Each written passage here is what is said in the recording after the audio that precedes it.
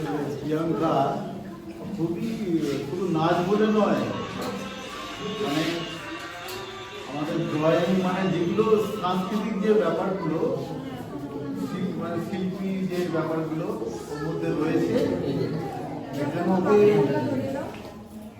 ঈশ্বরের অনেক আশীর্বাদ থাকলো, আমাদের আশীর্বাদ থাকলো।